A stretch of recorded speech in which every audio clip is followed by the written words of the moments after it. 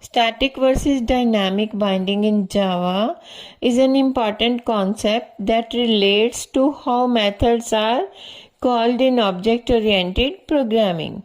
Static binding, also known as early binding, occurs at compile time. This means that the method being called is resolved when the code is compiled. Static methods, private methods, and final methods make use of static binding because they cannot be overridden, and the compiler can determine exactly which method is to be called. Static binding is more efficient because it reduces the overhead of looking methods at runtime. In this example, class calculator has two overloaded methods named add.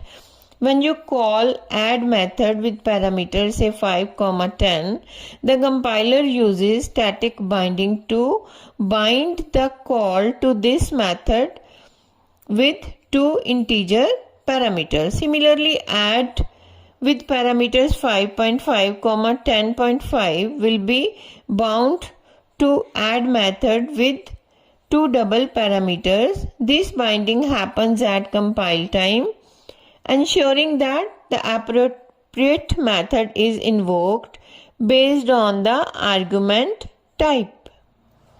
Dynamic binding, on the other hand, is determined at runtime.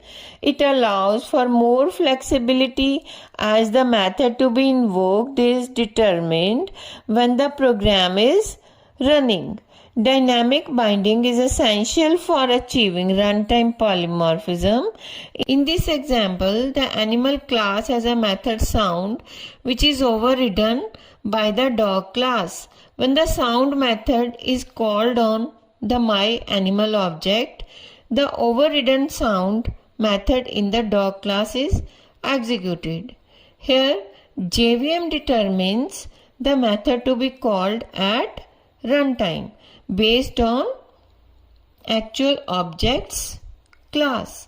Understanding the difference between static and dynamic binding is essential for Java developers as it influences the design and behavior of classes and methods.